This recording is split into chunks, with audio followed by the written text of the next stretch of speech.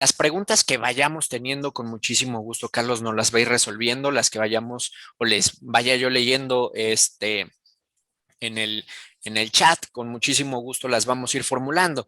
Algunas de las primeras consultas, Carlitos, de los chicos o las inquietudes es qué es lo que está pasando con la economía de Estados Unidos, con el nuevo modelo que trae Biden, cómo eso puede afectar o beneficiar a lo que viene siendo nuestra moneda, ¿no? Sabes que nos dedicamos al rubro del trading, cómo esto puede afectar a lo que ha estado pasando, las pues posibles alianzas que tenga Obrador también con el país vecino, qué es lo que depara básicamente para el dólar peso, para esta principal par que estamos analizando. Bueno, a ver, punto número uno, 2021 es un año de recuperación, es un año de rebote. Entonces, lo que vamos a ver son cifras muy por encima de lo normal en los próximos meses. Y eso es importante señalarlo. Yo cuando analizo la economía 2021 me gusta no analizarla con respecto a 2020, sino con respecto a 2019. Es decir, ya estamos como estábamos antes de la pandemia o todavía no hemos regresado a ese punto. Eso es punto número uno. Punto número dos, hay un término que está muy de moda a nivel mundial y es la reflación, así como se escucha, reflación con C. ¿Y qué es la reflación? La reflación es un término de un economista inventado en 1934, Irving Fisher, que dice que cuando los países tratan de sacar a su economía de usando dinero, inyectando liquidez, se lleva a cabo una reflación. Porque siempre que tú le metes dinero a algo, a una economía, generas inflación. ¿Por qué se genera inflación cuando metes tu liquidez al mercado? Pues imagínense que ustedes tienen un huerto de naranjas, donde producen 100 naranjas y tienen 100 pesos, pues entonces la naranja vale un peso. Pero si tuvieran 1000 pesos, pues la naranja valdría 10 pesos. No es que produzcan más. Simple y sencillamente es que aumentaron los precios de las naranjas. Eso básicamente es la inflación. Como ustedes saben, el principal objetivo de la tasa de interés pues, es pagarme un poco más que la inflación, tener una tasa real positiva que le llamamos. Ahorita lo que estamos viendo tanto en Estados Unidos como en México es que tenemos tasas reales negativas. En Estados Unidos se dio a conocer la inflación, está en 4.2, es un rebote, evidentemente, porque pues la gente sale a la calle y alguien que decía, bueno, pues es que yo estaba rematando las chamarras en $25, pero tenían un costo de 50, bueno, pues ya pueden tener ahora un costo de 35, de $40. Cuando ustedes sacan el diferencial de 25 a 35, pues es un 40% de aumento en el precio de la chamarra, pero todavía está 30% por debajo del precio de $50, que debería ser el precio normal de la chamarra. Estamos viendo exactamente lo mismo en México. La inflación en México es de 6.08%. Se va a ir desacelerando en México, va a bajar en mayo a 5.7%, pero de todas maneras nuestra tasa de referencia está en 4%. Hoy Banco de México tuvo reunión, insisten que es un tema transitorio, que es porque estamos regresando a la normalidad. Hay quienes dicen que no, que la inflación en México está en 4%, porque, digo, en 6.08, porque los precios del gas están subiendo, hay precios internacionales de materias primas que están subiendo, hay un reacomodo en esta nueva normalidad. Los gobiernos a nivel mundial dijeron, ¿cómo le hacemos para reactivar la economía? Muchos se fueron por la electromovilidad, por las nuevas energías, y eso está haciendo que la gente diga, bueno, pues, ¿cuáles son los metales del futuro? Si quieres, vamos empezando con algunas recomendaciones de qué cosas estamos viendo que pueden subir en los próximos años. El Precisamente, cobre. precisamente ese era un tema que nos comentaban muchísimo por ahí, por en Instagram, que era donde nos estaban generando esas preguntas. Se hablaba de un foro de planeación de la energía descarbonizado. México, ¿cómo está en ese tema de, sabes qué? Pues vamos a entrarle a este nuevo rollo de las energías limpias. Estamos muy mal, estamos en pañales y si no le habíamos metido mucha lana, ahora con López Obrador, pues vamos en reversa. ¿Cuáles son los grandes metales del futuro? Bueno, pues aquellos que se utilizan en las pilas y evidentemente el cobre. Porque un auto eléctrico, pues ustedes se podrán imaginar que va a utilizar más cables que un auto a combustión. Un auto a combustión ocupaba mucho aluminio, entonces pues ya no vamos a ocupar tanto aluminio para hacer autos. Pero, por ejemplo, un auto eléctrico normalmente tiene 4 motores, uno en cada llanta, y hay que conectar a los 4 motores con el cerebro, que es la computadora que va a estar en medio. Entonces, pues necesitas una gran cantidad de cobre. Otro punto importante son las pilas. Necesitamos litio y necesitamos cobalto para hacer pilas en este momento. Para hacer ánodos y cátodos necesitas litio para meterle en medio, y en los ánodos y cátodos necesitas cobalto. Entonces hay una gran euforia por cobalto. También es otro metal que está interesante para revisarlo en los próximos meses y años. ¿Qué pasa con México? Bueno, pues México insiste en que va a utilizar la energía hidroeléctrica. La energía hidroeléctrica es básicamente, ponen ustedes agua, la hacen pasar esa agua por una turbina, y esa turbina se va a mover y el movimiento va a generarles electricidad.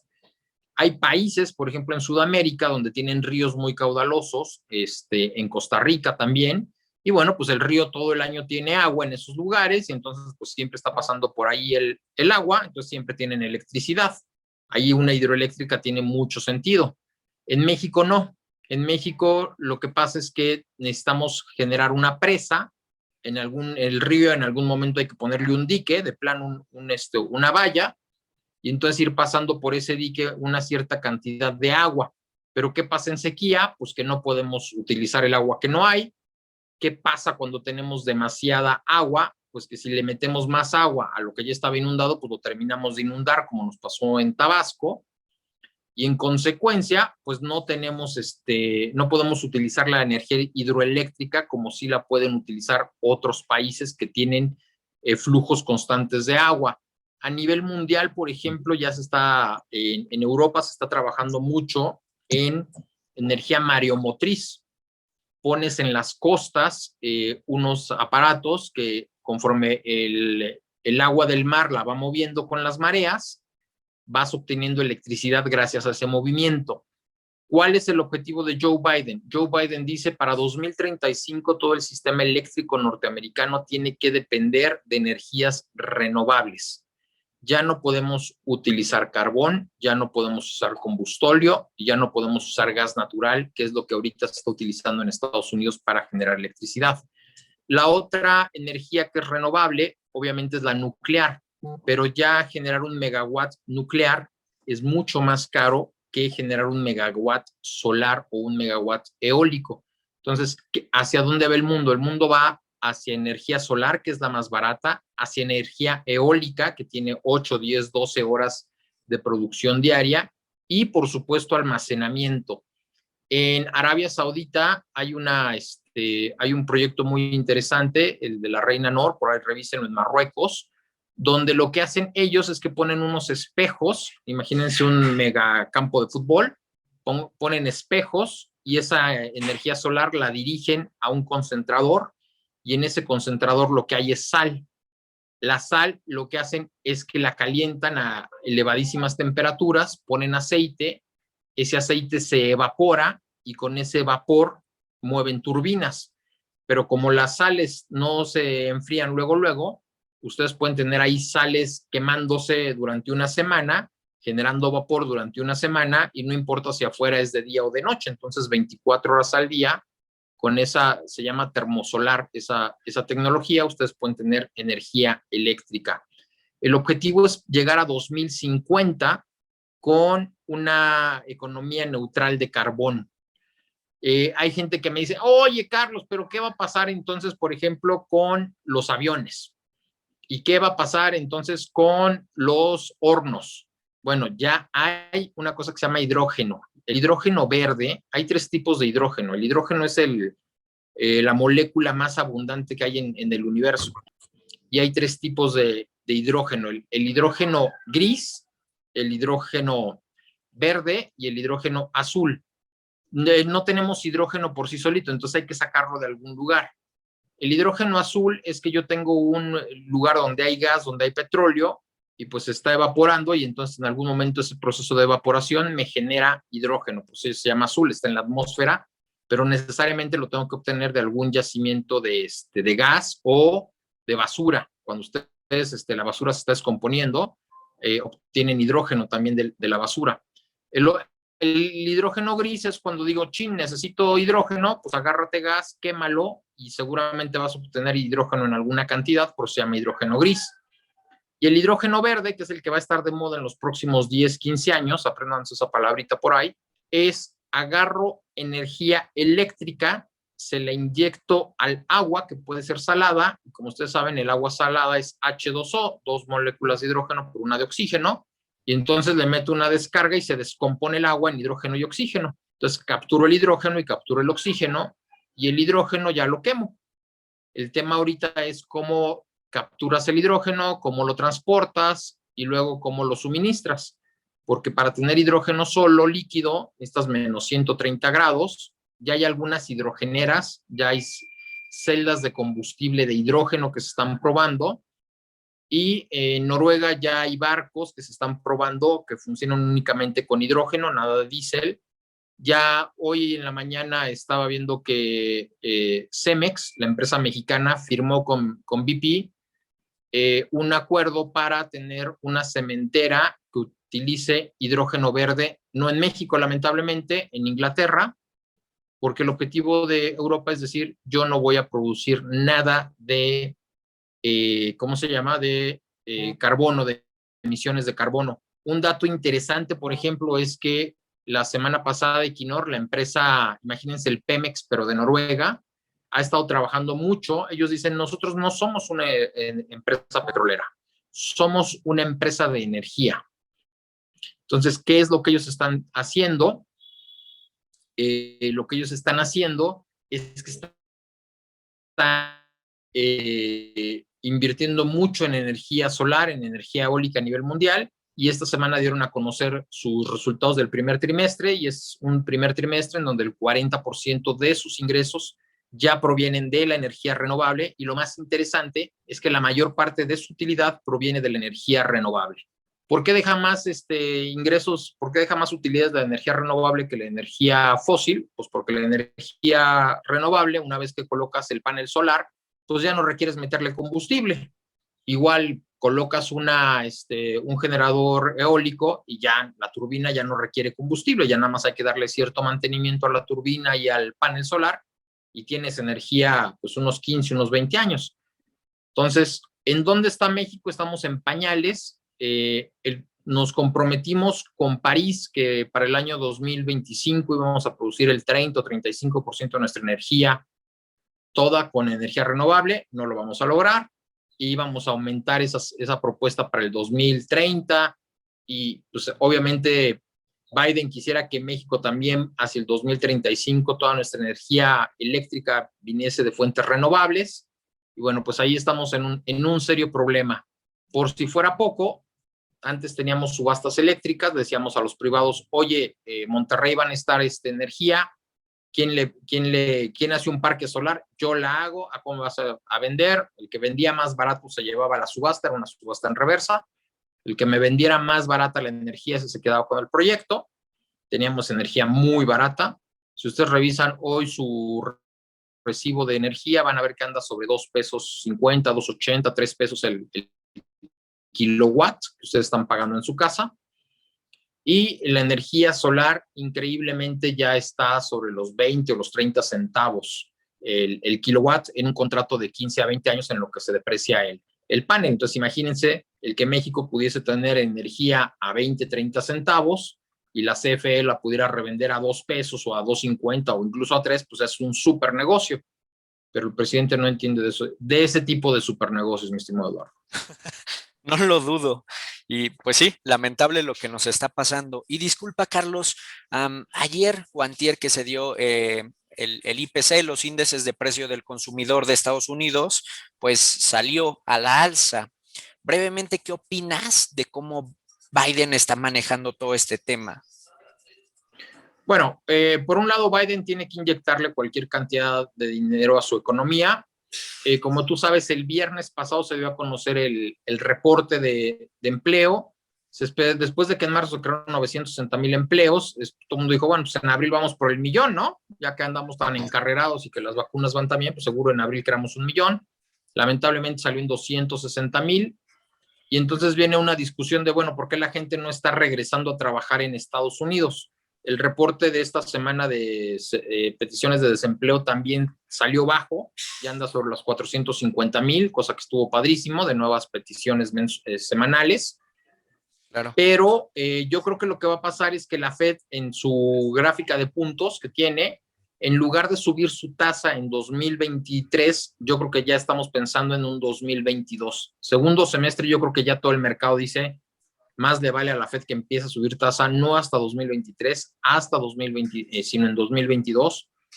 Lo que dice la Fed es, yo tengo un compromiso dual, inflación y empleo, y en empleo me faltan 8 millones de empleos que todavía no se han creado. Entonces, la inflación sí salió en 3% la core, la que quita alimentos y energía, y la general salió en 4.2. Creo que al que le va a pegar más es a las proyecciones de la Fed. Mi estimación de Fed es que la Fed suba su tasa en 2022 a partir del verano.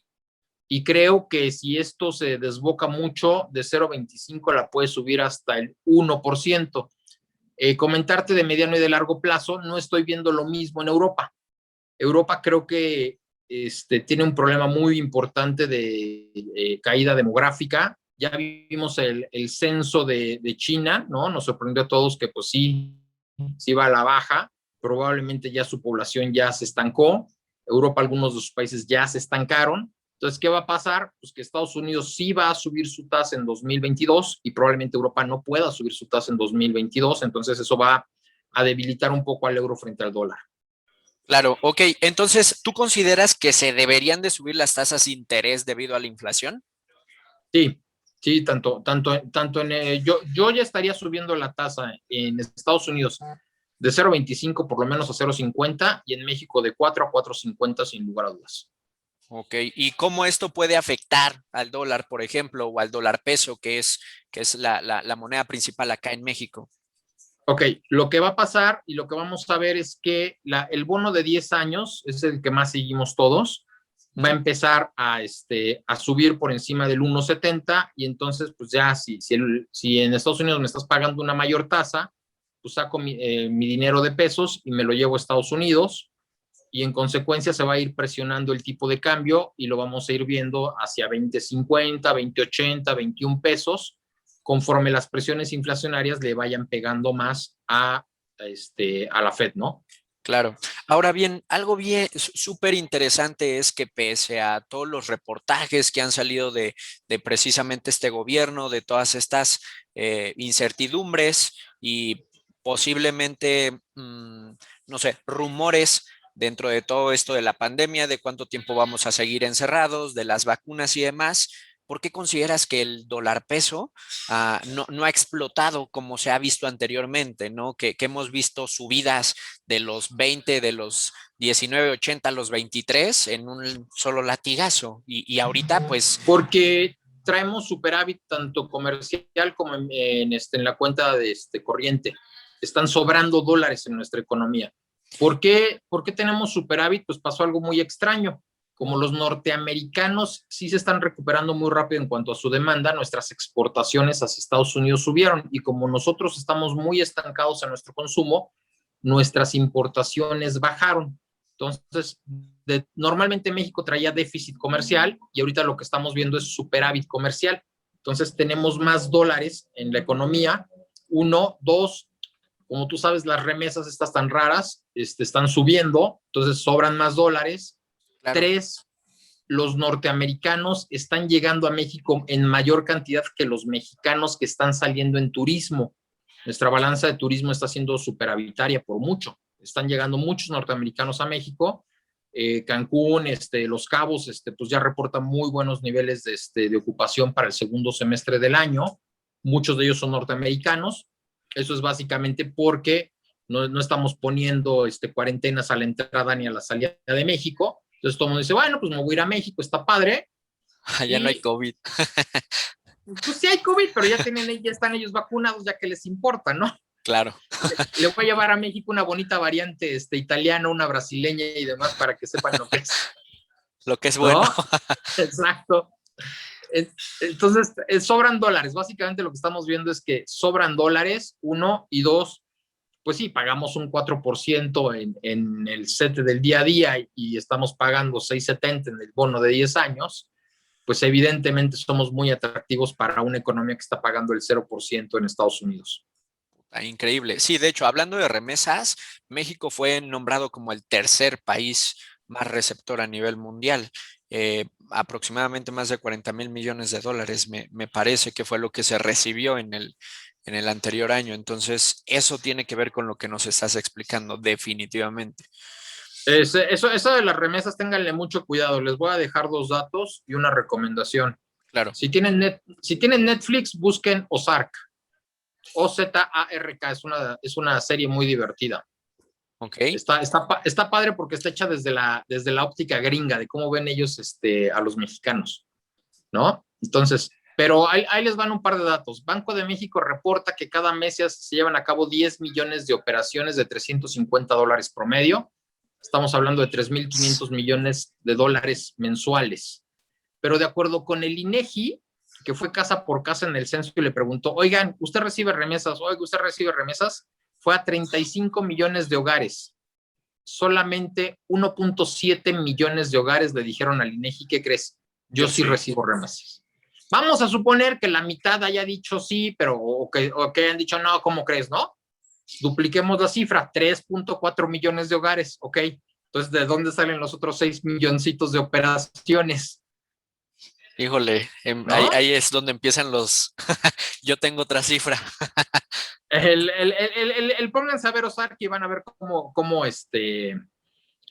de dónde vienen esas 6 millones de operaciones. Por ahí sí luego quieren y y googleen lo siguiente: DEA, de la Drug Enforcement Agency, DEA, DEA, remesas, lavado de dinero. Y van a encontrar cómo los norteamericanos, la DEA ya se dio cuenta que hay muchas de esas remesas que son lavado de dinero. Híjole, qué interesante, Carlos. Y por último, bueno, para empezar a cerrar, antes de hacer un par de preguntas con los espectadores, ¿cómo crees que afecte las elecciones de este 6 de junio al dólar peso o a los mercados? En este caso, el mexicano, consideramos que es el más afectado precisamente porque las elecciones son acá. Bueno, punto número 1, siempre que hay época electoral, normalmente los portafolios se salen del país en el que hay elecciones, incluido Estados Unidos, ¿eh? Es increíble eso, pero es una tendencia que siempre hemos visto. Entonces vamos a ver, yo creo que se va a presionar un poco 15 días antes de las elecciones. Y ahí vamos a ver cuál es el escenario final. Este es el típico de compra el rumor y vende la noticia. Claro. ¿Cuáles son los escenarios? 1, que Morena mantenga más del 66% de la Cámara de Diputados junto con sus aliados. Ese ya lo vemos poco probable, pero ahí el presidente López Obrador pues tendría toda la fuerza para hacer lo que él quisiera, para cambiar la Constitución incluso. Si eso se llegara a dar, te digo, lo vemos poco probable, creo que el dólar peso se va a subir porque va a haber mucho nerviosismo.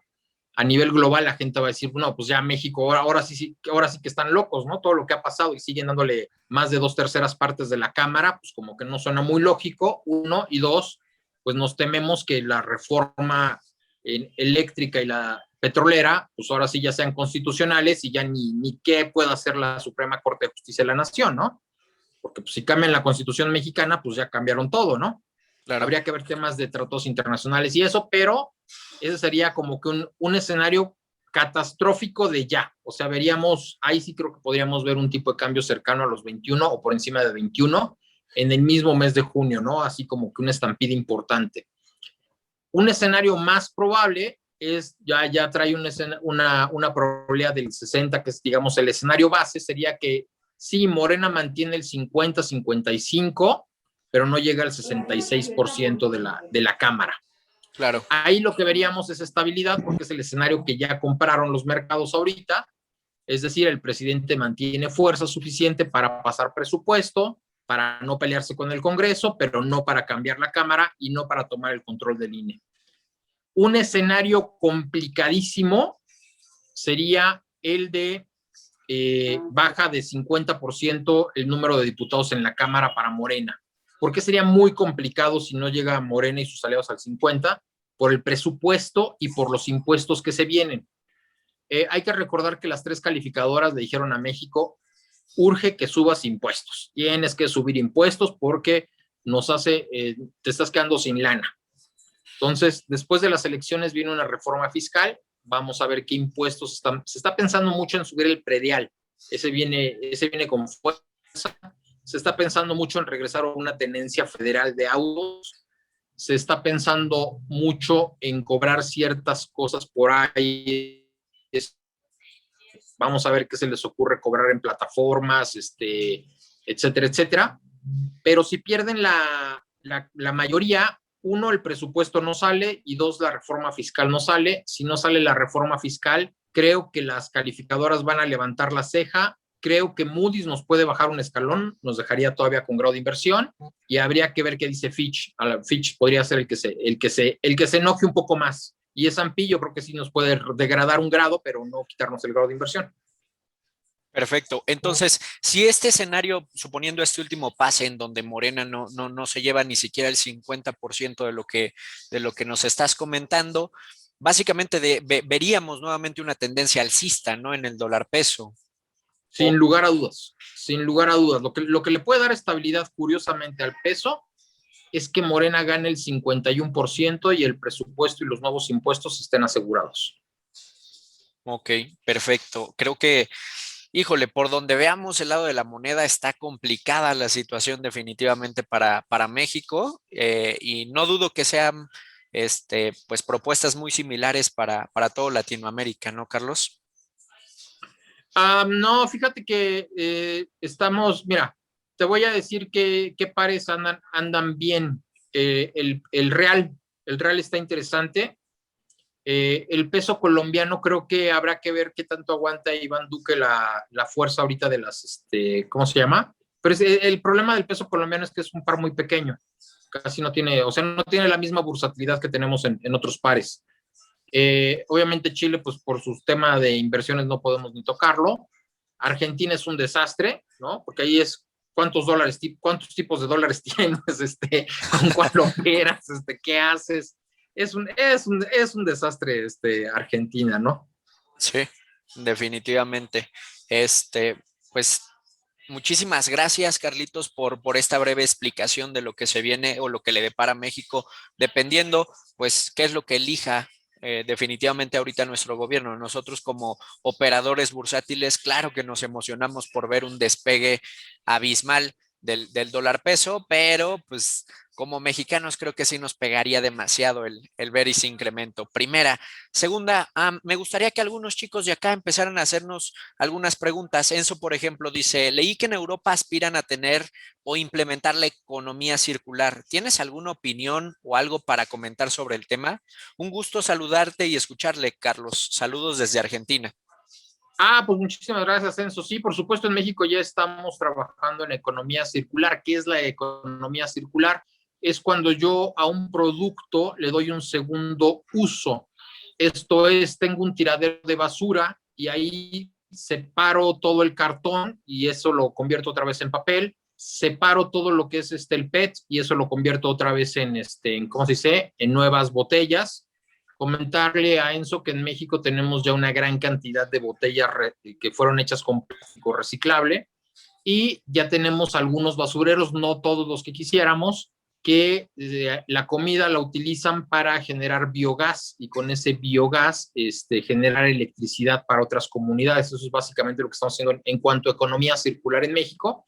Habrá que ver qué más, pero sí, en México está creciendo muchísimo la economía circular, igual está creciendo en Europa.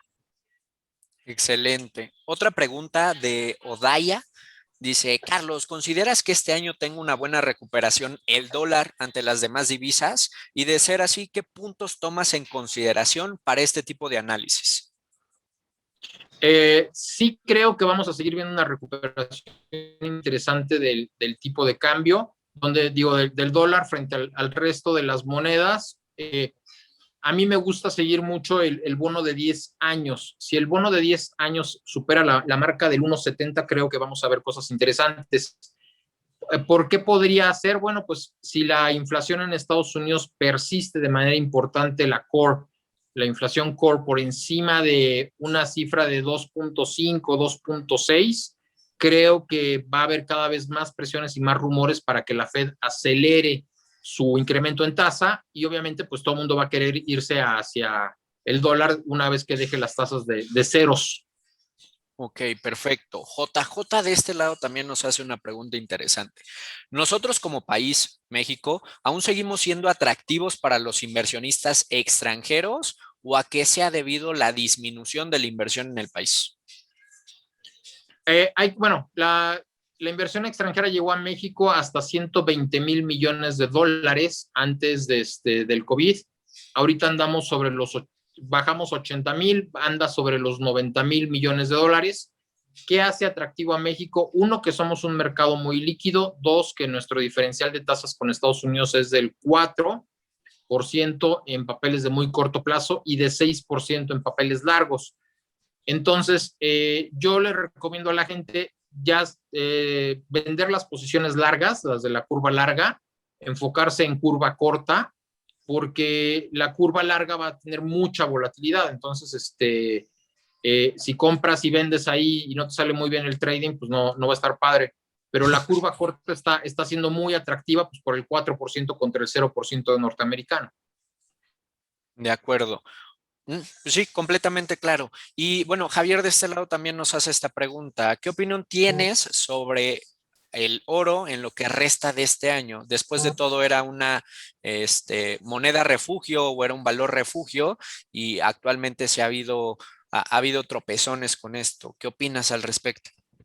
Ok, ¿qué pasó con el oro? El oro venía de los 1,300, 1,350, 1,400 y llegó a los 1,900, luego bajó a 1,750 y ahorita anda en los 1,800. Punto número uno, pues conforme bajaron la tasa de interés los norteamericanos, la gente dijo, pues vamos a meterle a otra cosa, ¿no? Y lo que normalmente la gente le metía, pues era el oro y por eso llegamos a 1,900.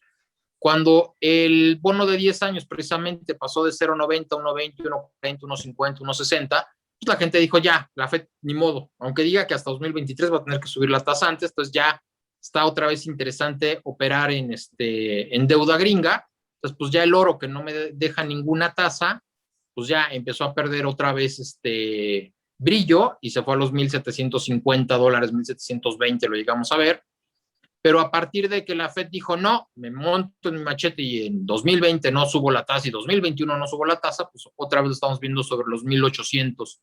Fíjate que un detalle importante es que las criptomonedas, yo creo que para muchos jóvenes le quitó brillo al oro, porque la gente se dio cuenta que, pues sí, pasar de 1,700, de 1,500 a 1,900, pues sí, le estaba yo ganando el 25, el 30%, pero pues nada que ver con una cripto, ¿verdad? O sea, pasamos de los 20,000 a los 50,000 dólares o 60,000 dólares en el Bitcoin, pues es un 300%, nada que ver con el 30% que me dio el oro.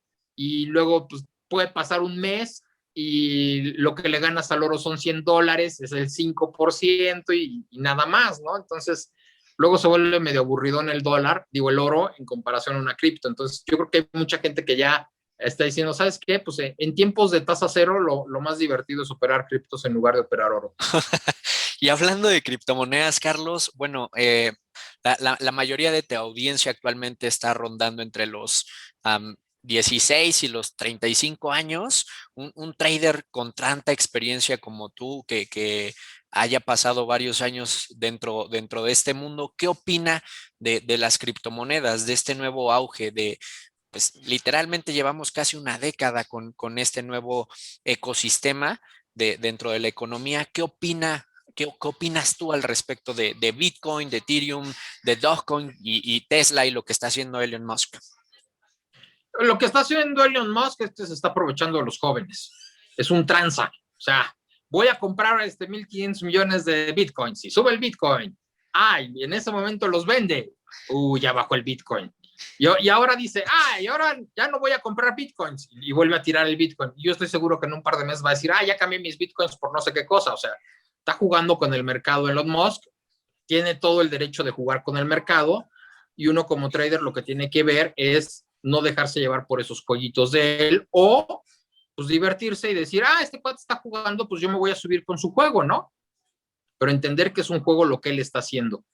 Lo que yo estoy viendo en los bitcoins es que hay muy poca recepción del bitcoin. Quien me dice que el bitcoin es una moneda, no, el bitcoin no es una moneda. Una moneda tiene que ser algo que yo pueda transar por algo más. Al final del día, creamos el bitcoin para no cambiar 1 kilo de frijoles por una pata de vaca. Para eso está la moneda en medio, ¿no?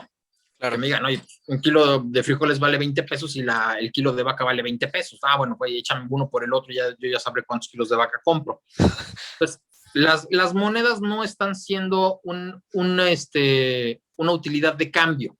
Yo no puedo cambiar, llegar al Oxxo y comprar una coca con 1 centésimo de Bitcoin o lo que sea, ¿no? Punto número 1. Punto número 2, no están guardando valor. Sí, tú me puedes decir que una cosa que pasa de 2,000 a 60,000 guardó valor. No, tiene una mega burbuja totototota, pero de eso que guarde valor, no. Entonces no pensemos que el Bitcoin va a ser una moneda, ni mucho menos.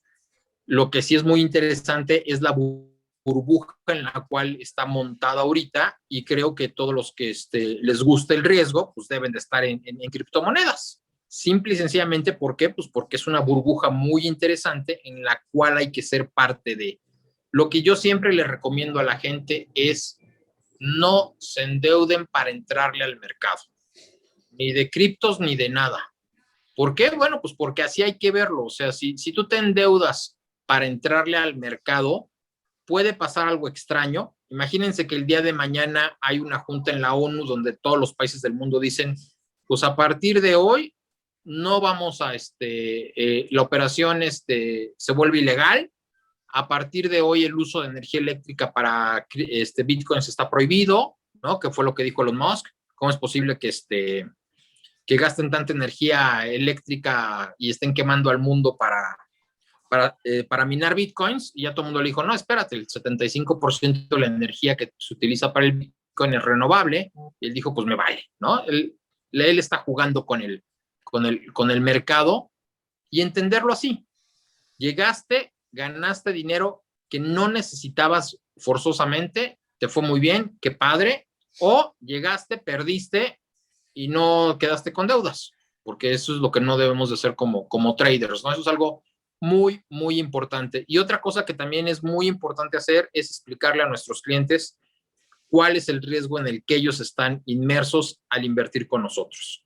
Es que si le digo a la gente que está en un riesgo, no va a entrar conmigo, pero es preferible que ese cliente no entre contigo a que te hable a las 7, a las 8, a las 9 y a las 10 de la mañana porque el Bitcoin subió, bajó, quitó, puso, sobre todo cuando es algo tan volátil. Ese cliente es más para que compre un inmueble, para que compre CETES, para que compre deuda, y pues ni modo, tienen menor rendimiento, pero le va a dar más tranquilidad al cliente. Perfecto, Carlos. ¿Y tú alguna vez has pretendido invertir en los criptoactivos? En criptos no, voy a empezar ahora contigo, mi estimado Eduardo, a ver cómo nos va. Perfectísimo. Ya Invertí, sabes. invertí alguna vez en Forex hiperapalancado 1 a 100, y no me fue nada bien. Y dije, no, lo mío no es el swing trade. ¿Qué pasa mucho, por ejemplo, en cuanto a las monedas? Eh, Van a leer una leyenda por ahí de Soros, cuando George Soros destruyó a la libra esterlina, Claro. pero lo hizo porque la libra esterlina tenía un tipo de cambio fijo. Igual le pasó a México en el 94. Cuando tú tienes un tipo de cambio fijo y ya sabes cuál es la reserva de Banco de México, pues entonces el asunto es juntar más dinero que lo que tenga Banco de México. Ahorita Banco de México tiene en reserva 190,000 millones de dólares, pero no va a usar un centavo para defender al peso. Y si llega a usar algo son 10,000 millones, ya que el tipo de cambio se ha ido a 25, lo que sea. Entonces tengan mucho cuidado porque ahora ya no es así. Ya no es como era antes de, pues tengo un tipo de cambio fijo. No, ya no existe el tipo de cambio fijo. Ya no hay manera de vencer al Banco Central. Ya el Banco Central es menos soberbio. Pero lo que sí puede pasar es que el día de mañana llegue alguien y diga, ¿qué crees? que acabo de comprar todo BBVA y la operación se tiene que hacer a través de la Bolsa Mexicana de Valores o Santander o algún banco o en bursa. Llega alguien súper rico y dice, ¿sabes qué, Slim? Te compro. Órale, va, te vendo. Entonces, como toda esa operación entra a México, todos esos dólares entran a México, el mercado se inunda, entonces de repente el tipo de cambio pasa de 19.80 a 18.80, un peso, porque entraron 5,000 millones de dólares en un solo día a México, Claro. o 10,000 millones de dólares. Entonces, ese tipo de cosas, pues tú como trader no tienes ni la más remota idea de lo que puede estar pasando, ni a qué horas va a pasar, ni cómo va a pasar. Entonces hay que tener mucho cuidado con ese tipo de cosas cuando operan monedas.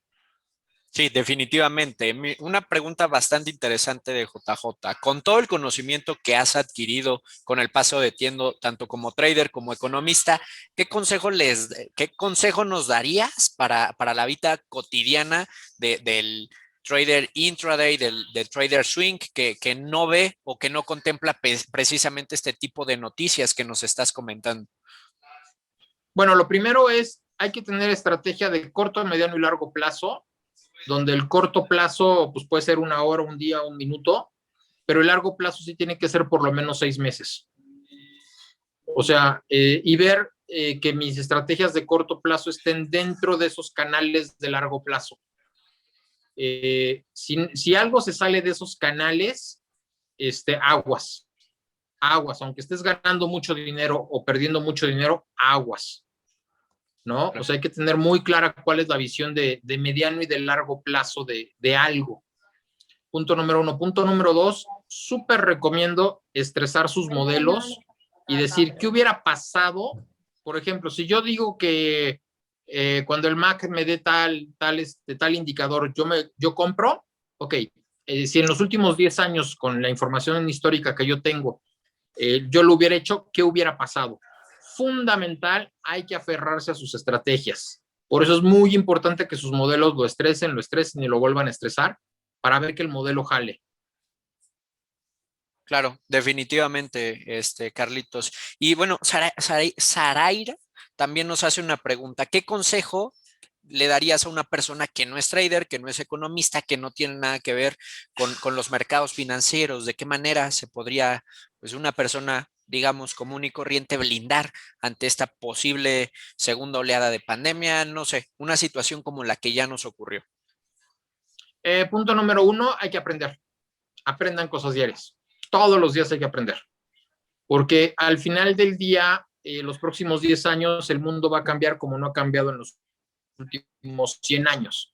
Vamos a tener autos que se manejan solos, van a llegar drones a nuestra casa a depositarnos cosas, vamos a comprar una gran cantidad de cosas por internet, una gran cantidad de cosas van a desaparecer en los próximos 10 años, y entonces vamos a cambiar. Se estima que el 40% de los empleos del 2030 hoy no existen. Es decir, un controlador de drones, pues eso no existe porque apenas estamos aprendiendo a manejar un dron, güey, ¿no? Un diseñador de dron automatizado, pues eso no existe porque apenas estamos viendo qué onda con el dron, ¿no?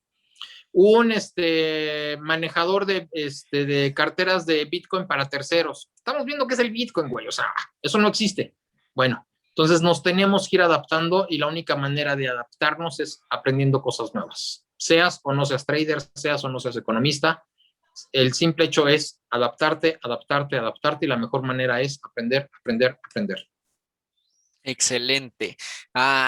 Gibby Hart, ¿qué tipo de fundamentales tienen más influencias en el taco? Así le decimos acá al, al dólar peso. ¿El taco? Exactamente. Los fundamentales son, uno, la tenencia de extranjeros. Esa te la da a conocer todos los días Banco de México. Dos, la cuenta corriente, pero esa lamentablemente es trimestral. Y tres, la balanza comercial tanto de México como la de Estados Unidos. Y ya si te quieres meter un poco, no tan a fundamentales, pero que todos los días tienes información, las posiciones cortas y largas del Chicago Mercantile Exchange del taco.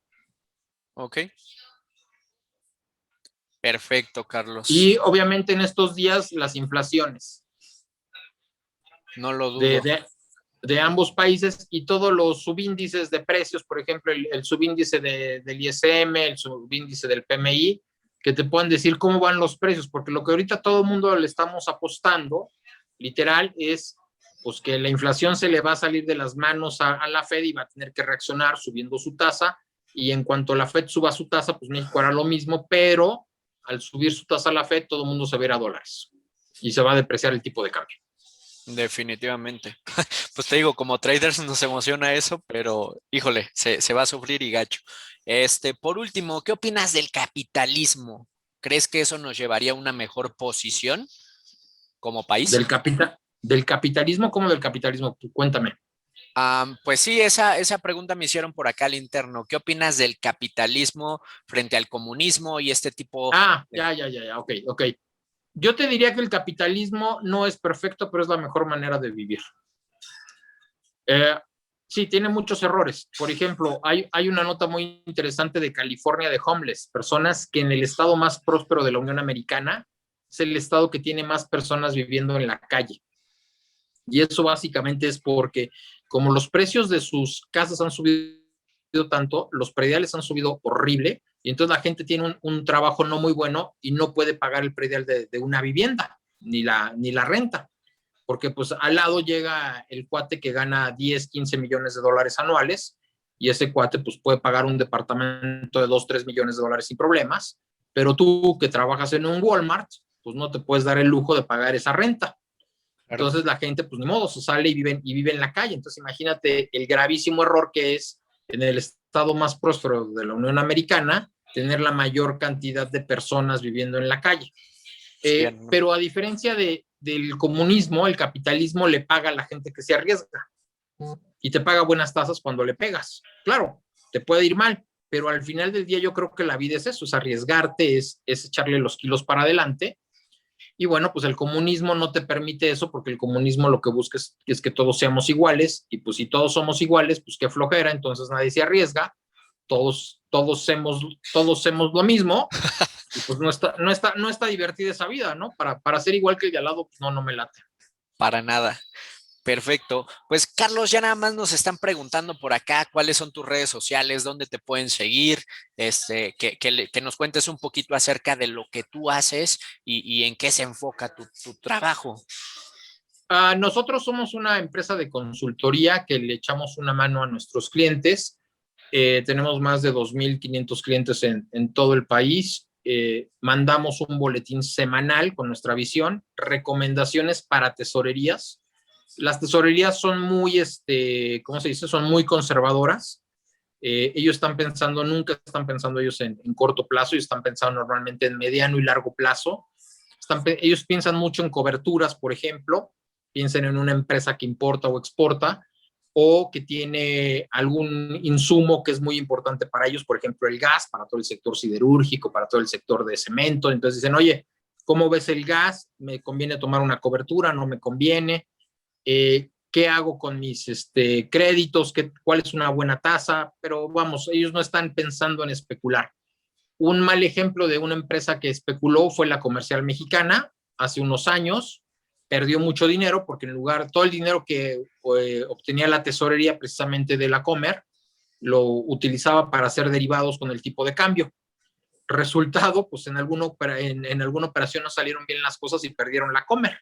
Tuvieron Madres. que vender, tuvieron que vender su participación en Costco, tuvieron que vender todas sus tiendas a Soriana, y ya nada más se quedaron con la Comer, pero ya muy pequeñita, en un tamaño muy pequeño. Ya le encontraron otra vez y dijeron, ya vamos a dejar de jugar a los derivados, pero pues perdieron una 3/4 partes de la empresa jugándole a los derivados. Y así, Impresionante. Sí, no lo dudo. impresionante. Y además se le echaron en un mes, ¿no? Ah, sí, Y además jugaron a los derivados sin tener un stop loss. Tendrían que haber, sí está bien que juegues a los derivados, pero ponen un stop loss fundamental, regla de oro. Siempre pongan stop loss. por Es que favor, voy a chicos. reconocer que perdí. Prefiero que reconozcas que perdiste a que quebraste, ¿no? Definitivamente. Y Sí, que quiebres a todos tus clientes y demás. Pues sí, o sea, no todos los trades te van a salir bien. Bueno, pues ni modo, perdí, ya, next, dice, y uno se ¿no? preocupa por quemar una cuenta de $100. Sí, no, la de ellos fue de algo así como 2.500 millones de dólares, Chiquito, ¿no? poquito, para los chicles. Sí, sí, sí, fue una cosa impresionante. Se pusieron a emitir, si no mal recuerdo, se pusieron a emitir calls. ¿Qué tenía que hacer el comercial mexicano emitiendo calls de dólares? Claro, pues no, no tienes por qué estar ahí para empezar. Y como Exacto, o dices, ¿no? El sea, stop loss. pero en punto número uno, ¿qué hacías tú comercial mexicana en calls de dólares? Y punto número dos, pues tenías que haber puesto algún put, ¿no? Para defenderte o comprar del otro lado, no sé, ponerle algún stop loss, alguna estrategia de stop loss en derivados, que hay muchas. Pero no lo hicieron y bueno, redes sociales, normalmente me encuentran en el Twitter, mi nombre completo así, Carlos López Sons, así, tal cual, sin la S, porque Twitter dijo que nada más no puede tener tantas letras, pero así derechito. No tengo Instagram, mi Face casi no lo veo, el LinkedIn lo veo muy poco, ¿para qué les voy a mentir? Perfecto. Entonces, por Twitter es donde más cercanía podemos tener contigo pues sobre lo que haces, ¿no? Los análisis a macro. Sí, bueno, ahí en tendencias.mx pidan el ejemplar. Por cierto, el ejemplar de esta semana trae el resumen trimestral de todas las emisoras de la bolsa, las 140 que están en la bolsa. Cada mes tenemos un informe adicional de todos los bancos para que vean los fundamentales de las empresas. Cosa curiosa, hay emisoras divertidas en la bolsa ahorita que van a rebotar de manera interesante. Si les gustan por ahí, chéquense Alsea. eh, Aeroméxico está muy interesante ver si puede salir de la quiebra o no puede salir de la quiebra. Cosa curiosa, los supermercados reportaron una caída en ventas y eso es porque la gente ya está saliendo a la calle, está prefiriendo consumir en restaurantes, por eso el tema de Alsea, que es la dueña de Starbucks, Domino's y Chili's y que P.F. Chang también son dueños de ellos, ya Claro. están reportando otra vez. Yo creo que ellos iban a salir del Chapter 11, creo que es una buena emisora de mediano y de largo plazo. Cemex, que le fue bien porque en Estados Unidos la construcción repuntó. Grupo México, que es la mayor empresa de cobre de México, que está interesante. Anda en máximos históricos, pero creo que puede ser una apuesta si les gustan las apuestas de mediano y de largo plazo. Claro, pues muchísimas gracias, Carlos, por estos pequeños minutos que nos conseguiste. Vamos a estar muy pendientes de tu Twitter. Ya por ahí, chicos, ya saben que si nos etiquetan en Twitter, en Instagram, pues se los agradeceríamos bastante.